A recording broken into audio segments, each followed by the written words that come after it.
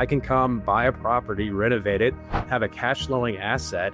And if I hold that just for 5 years, I get a 10% step up in basis, meaning that I pay less capital gains than I would have if this tax code, tax law hadn't been around. Here's the kicker though, if I hold it for 10 years. This podcast is for informational purposes only and does not constitute financial, legal, or investment advice. Please consult a professional advisor before making decisions based on what you hear on this show. Welcome back into the Financial Freedom Roundtable. My name is Russ Morgan. I'll be one of your hosts today. We're going to be breaking down the big, beautiful bill as it relates to real estate investors. Now, I think this is an important conversation because when you have a president who is and former real estate developer, you ought to know that there's going to be some provisions in there for real estate investing. Now, we would say that you should invest based upon your investor DNA and your investor buy box. But you also need to be in the way of what's going down in DC. And we're going to be talking about this beautiful, big, beautiful tax bill and maybe giving you some insights to it. Maybe you haven't seen already, and you can determine for yourself if it fits in your DNA in order to start pursuing investments in real estate. So Joey, we're talking about tax. Why do most investors miss tax plays like this? And how does tax understanding set you free? Well, here's the deal. I think as investors, sometimes we can get pigeonholed into one strategy. You know, we know it, we've done it a million times. We're just going to keep on that same path, but they don't step back sometimes to play chess, not checkers, right? You have to start seeing yourself as a CEO of your taxes, and your tax strategy can also then kind of change course sometimes into what you're investing, or change how you're investing, how much you're investing. So when you understand this tax play, use the return as your planning tool, now you can start aligning all of these acquisitions with all the different tax layers and levers that we're going to talk about today. So I think, you have to see yourself as the CEO of your taxes before this can really affect you. How many summers do you have left with your kids? 10, maybe less? And are you spending them together, or are you still stuck in the office while time slips by? You want freedom. That's not the problem. The problem is you don't have a system that buys back your time. Without it, 3 years from now, your kids will be older and they won't care that your business was more successful. They'll remember you weren't there. That's why we built the Passive Income Operating System, the plan we use to create over $50,000 a month in passive income. The system isn't free, but the training that shows you how it works is, and it's under an hour. Go to wealthwithoutwallstreet.com/PIOS. Take the first step to buying back your time now. Let me bring in our pastor, our also resident expert as it relates to short-term rental, Mr. John today. Great to have you back, my friend. Great to be here. Thanks for having me back.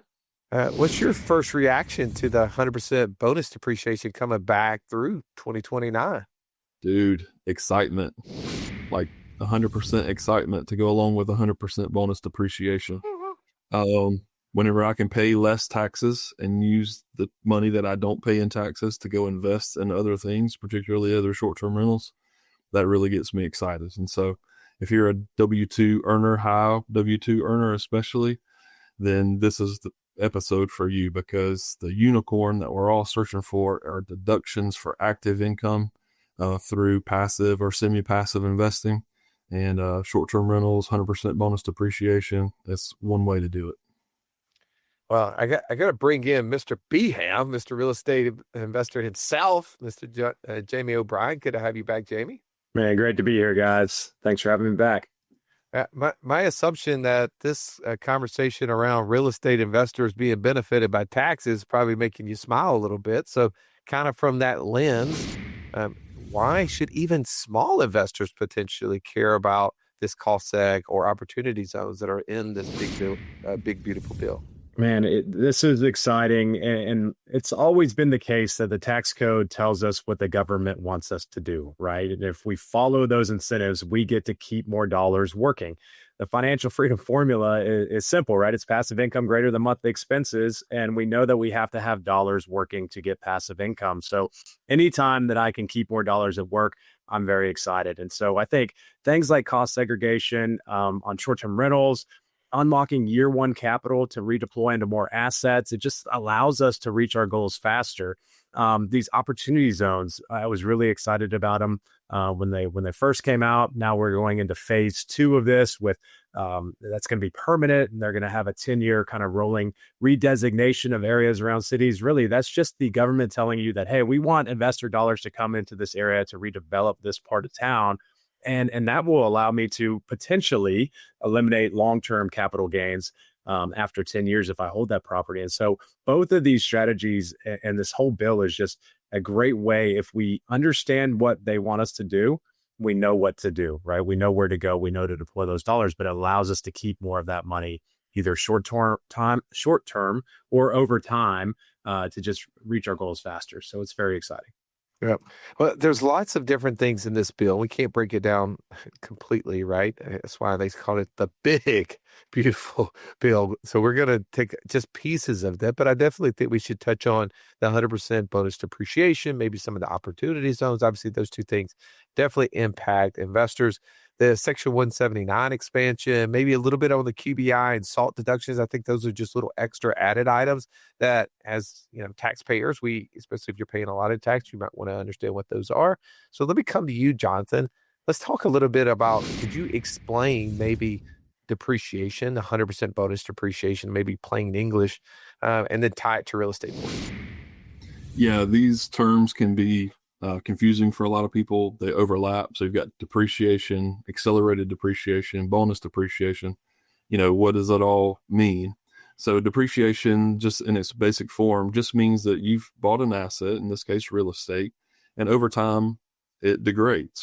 Everything we buy degrades, and real estate is the same way. And the IRS, recognizing that fact, allows you on their schedule to take a loss, a paper loss over time, to write that off as a base level expense before you even get into operating a business with that real estate. And so you've got that ability to take that loss, either 27 and a half years or 39 years. And then with accelerated depreciation, what you do is you look at this piece of real estate as packaged commodities. And so you've got things like your furniture, your appliances that can be grouped together. And if you buy a fully furnished house, now you're able to say that's a 5-year property. I can deduct that instead of having to write my couch off for 27 and a half years. I can now write it off over 5 years. And then there's other categories as well, 15-year property.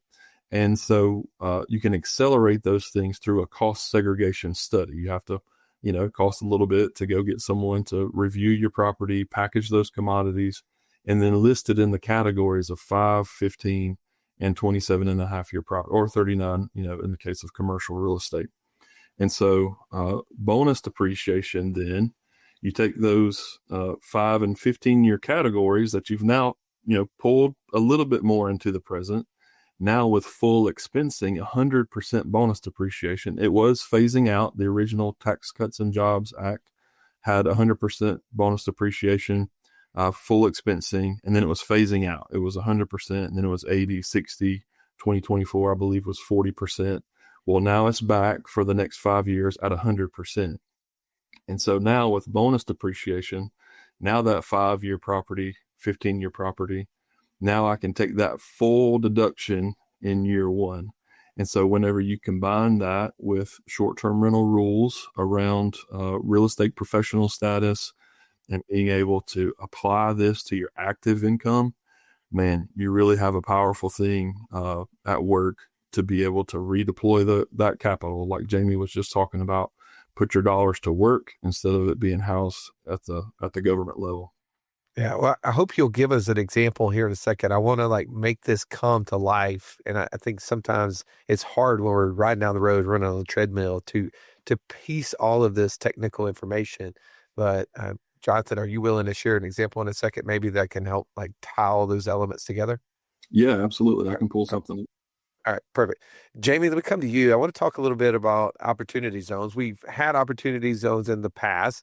From what I understand, there's a little bit of a 2.0 happening here. What's this updated window, and why should we care about it? Yeah, so you're right. In the past, it was 2018, I believe, unless I have that incorrect, but I believe it was 2018. Governors essentially nominated lower income tracts around their cities that they wanted to try and get reinvestment in, regentrification, and kind of bring these areas of town back to life. That was supposed to phase out at the end of 26 and be gone. I mean, we saw here in Birmingham alone, if you think about Top Golf and the Protective Stadium and some of the big developments that have been happening, those are all in opportunity zones, right? It made sense for those people to come into the area and build these attractions. And we've seen what's happened in those areas. They've become booming parts of downtown Birmingham. If you're not familiar, don't worry about it. Just trust me. But what's happening now is we're going to have a 10-year rolling window. So we're going to do this every 10 years. It's become permanent. That's governors are going to be able to say, okay, we've done a good job in this area.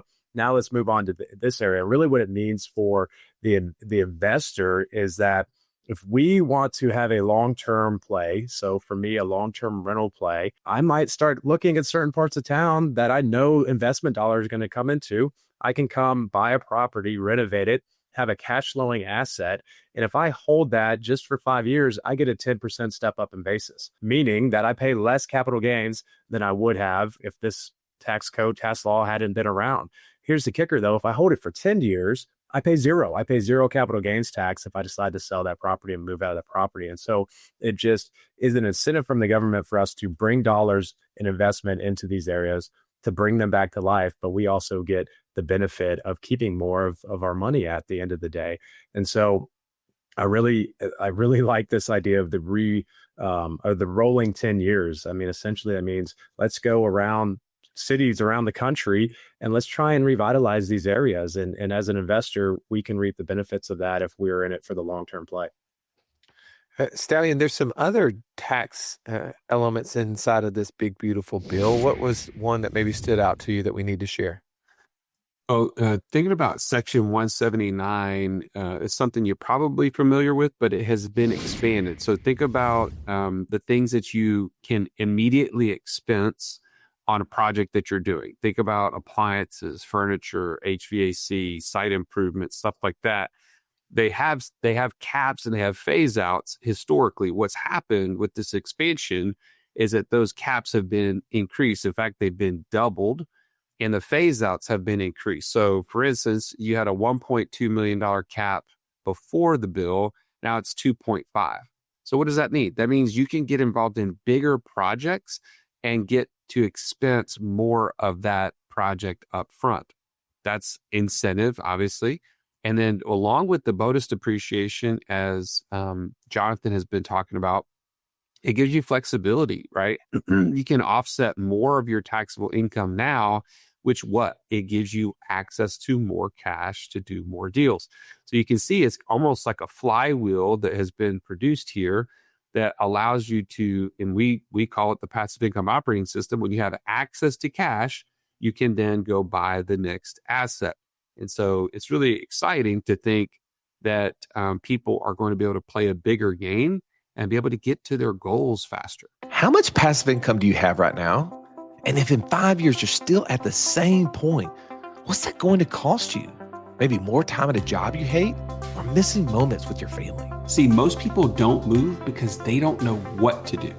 So they just keep doing the exact same thing. That's why we built the Passive Income Lab. It's a 12-week program where you are guaranteed your first $500 a month in passive income. But here's the catch. It's not open to everyone. We only let in 10 people at a time. So the real question is, will you be one of them? Apply now at choosepassiveincome.com. There was nothing worse than walking into class when you're in school and the teacher saying, "Pop quiz day." Why? Because you were unprepared. Are you unprepared, though, for financial freedom?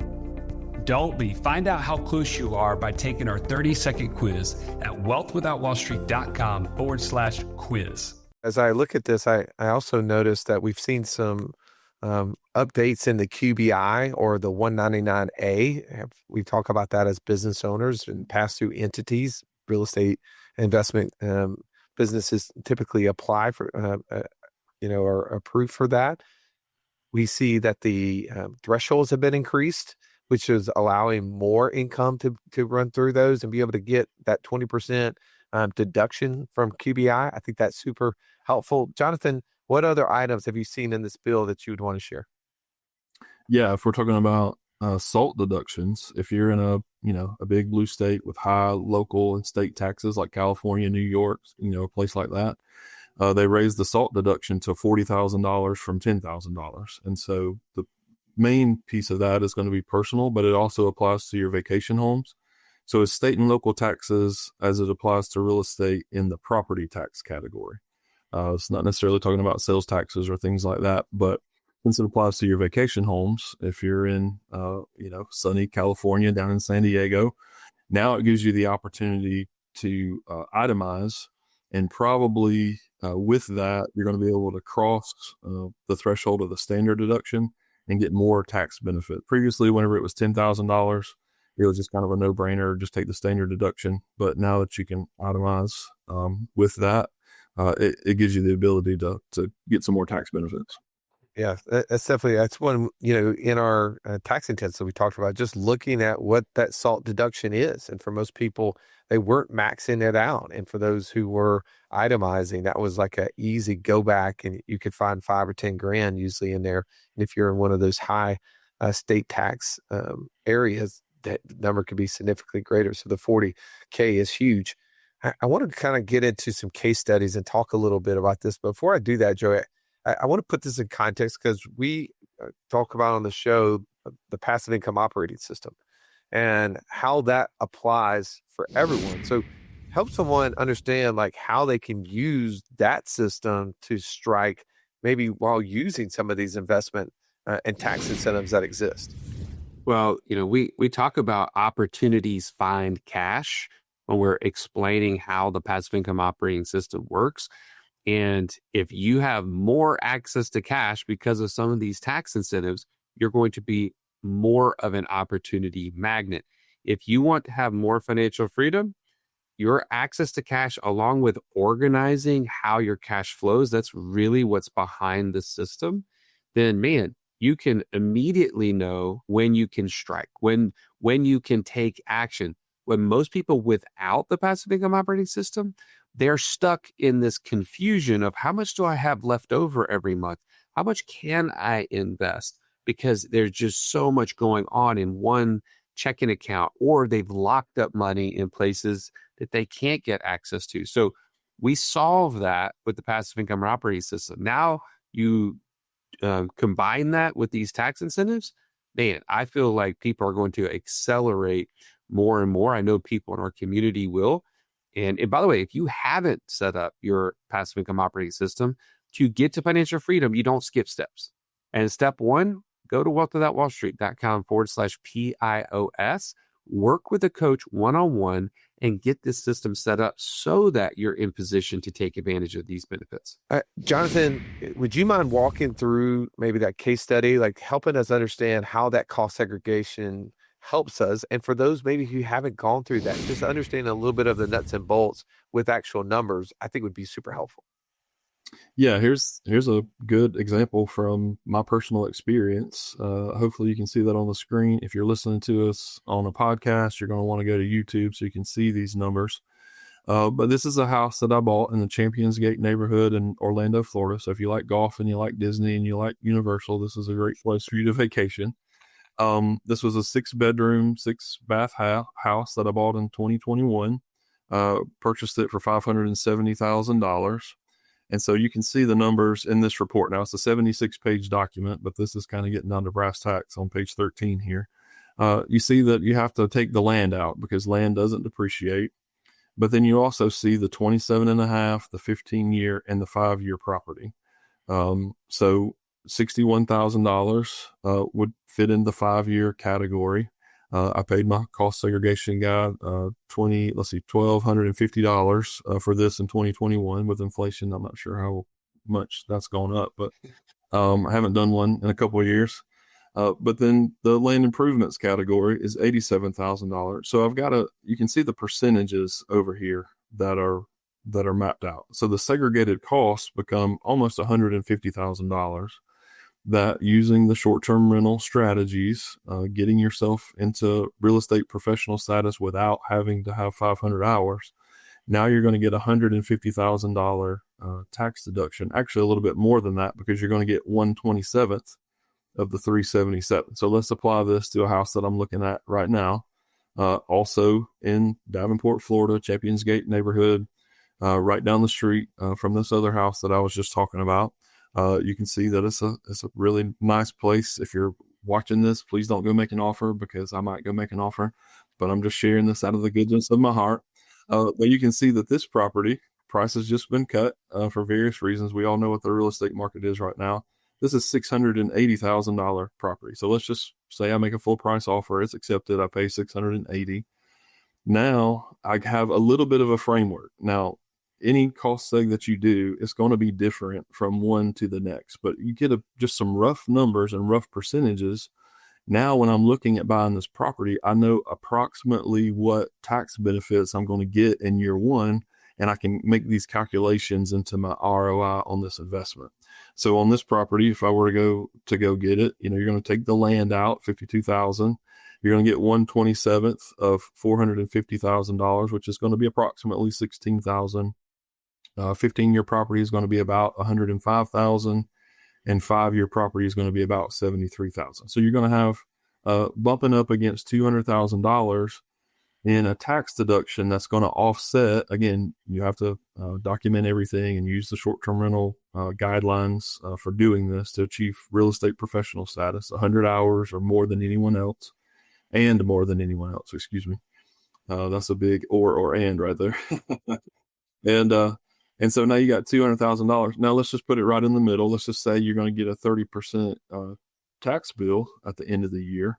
Well, you take 30% of nearly $200,000, and now you've saved $60,000 in taxes in year one that I can then go and be halfway toward buying another house that's just like this. And so just an absolutely huge benefit to have 100% bonus depreciation back. If you put a house into service in 2024, you're at the 40% level.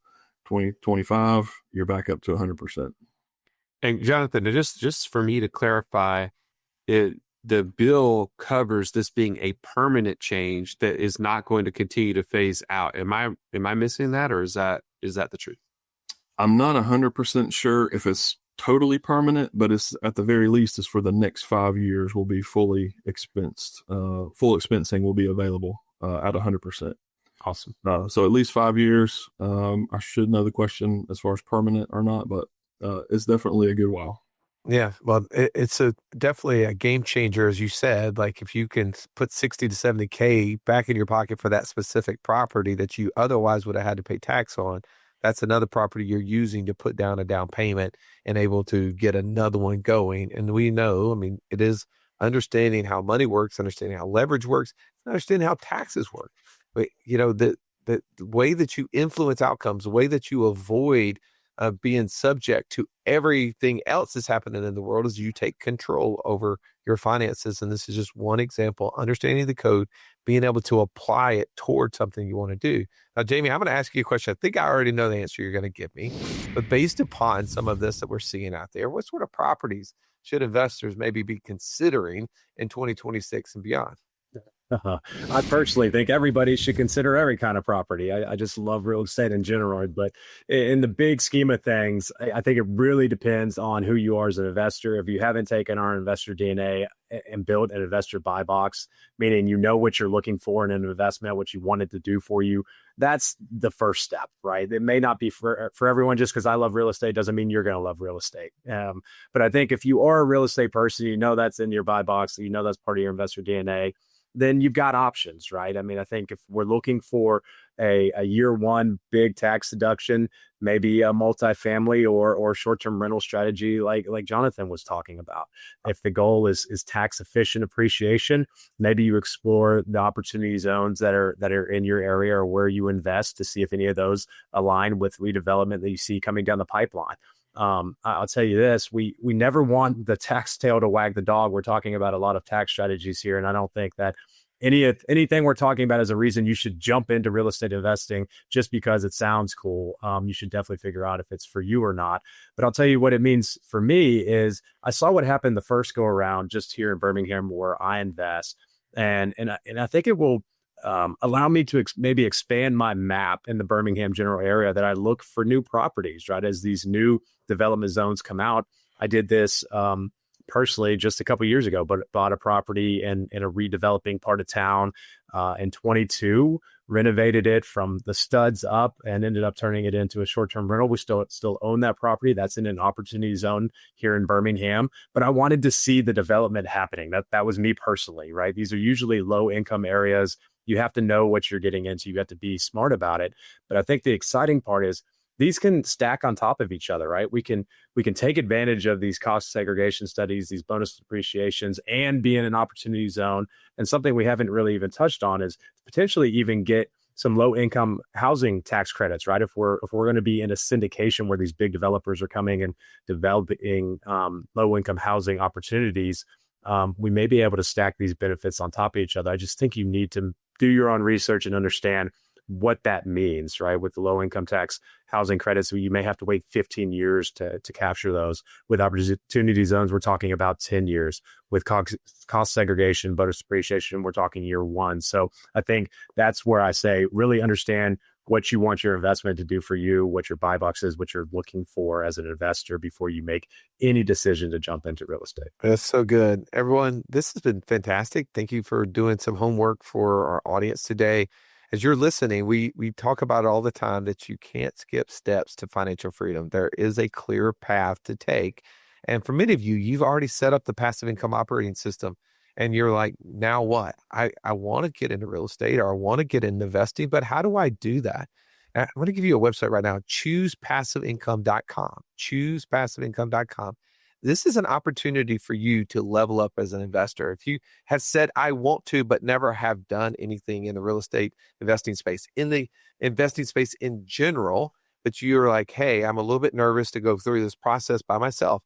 I need accountability. I don't want to make mistakes. I want to avoid losing money. You say I need to have this investor DNA and buy box, but I don't even know how to do that. We've actually made that simple for you. So you can have an opportunity to interview to see if this is a good fit for you. Go to choosepassiveincome.com.